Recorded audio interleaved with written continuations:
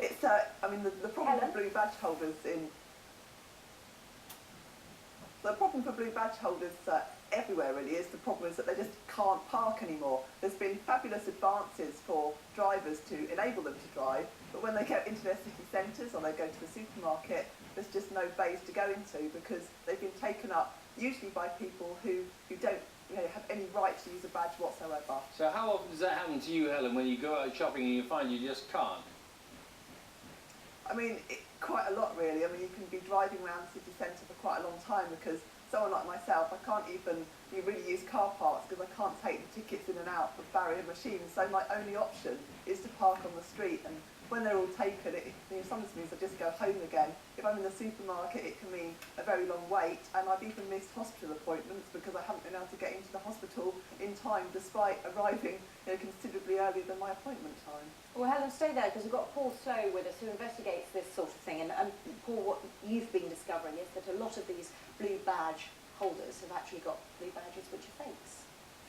Yes, that's right. I mean, the majority of misuse of blue badges is people using families' badges. So it would be a grandson using the grandmother's badge. But yes, there are also people who target disabled people's cars and steal badges and then sell them. And people use stolen badges, but yes, we found a number of fake badges, including commercially produced fake badges. Some of these, and you brought some of these in here, which to the sort of unskilled eye look better on this one. It's even got a silver badge on it, sort of hologram thing on it there. That's a commercially produced fake badge. When you say commercially produced, there are businesses that are set up to produce fake blue badges. These badges, that particular badge has been found all across the country. Really?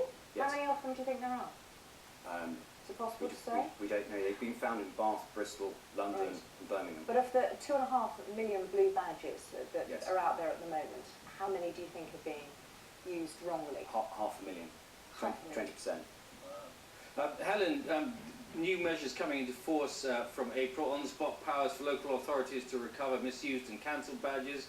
Wider use of independent mobility assessments rather than just getting GPs to award them. That sort of thing is surely going to help, isn't it? Well, I sincerely hope so, because I think, unless something is done about this scheme, it's not really benefiting those who it's supposed to. So, our organisation, we really welcome these new initiatives to kind of help cut down on the fraud. Yeah, and they're increasing the maximum charge from £2.50 to £10. Good in one sense, it'll penalise some people financially though, won't it?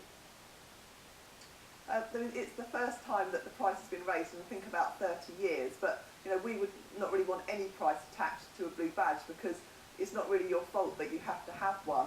But for it to go up to £10, if it does mean that we therefore get badges which are less difficult to copy, it does mean that there's more powers, it does mean that local authorities really start tackling the fraud, and I suspect that many disabled people, although it is yet another financial burden in these difficult times, would if they can park, at least they can carry on with their business. Yeah, good point. Helen does make a good point. It's nobody wants to see the price rise, but if it means that actually you can get a space because you're a legitimate blue badge holder, perhaps that's the only answer. Yes, in some city centres, 50% of badges that are being used are being misused. Authorities need to enforce this. The Department of Transport carried out a survey in 2009 that found that 87% of authorities don't enforce the blue badge scheme. Well, how should they? If they're not enforcing it, it won't work. And Helen will go and park, and she won't be able to because everyone is using their grandmother's badge. But I'm just wondering how you would enforce that. How would a local council enforce that? Well, some councils do enforce it, and they enforce it very, very well. And they receive leads from members of the public, and they investigate those, or leads from enforcement officers, or they do spot checks with the police. The police are trained. They actually ask people if they can see the badge, and they inspect the badge. The badge has a photograph on the back. It's fairly straightforward for an enforcement officer to actually look at the photograph and see if the badge is being used correctly. Hello, the trouble with stricter enforcement is that it takes quite a lot of resources, quite a lot of time, quite a lot of effort. From a council's point of view, not much of a return, really.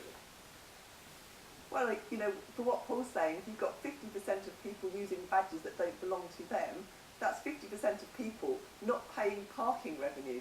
I think it's quite a lot of money, so if I was a council, I'd want some of that money back. It's not just, the fact that they have to spend money on enforcement, it's what they're actually losing from people not paying for things that they should do. All right, Helen, thank you very much for joining us. Sorry about the communication problem at the top, entirely my fault. Thank you for being so patient. Thank you. Helen, thank you, Paul, too, for Thank coming you, in. And do let us know your thoughts. I'm going to give you these fakes back now. That'd be a good Half idea. $500,000 of these? Not all like that. Not all like that. Genuine badges that are being used. Misused. Grandmother badge. Okay. Thank you. The time is 17 minutes past 8. Still to come on the programme today. Kate Humble will be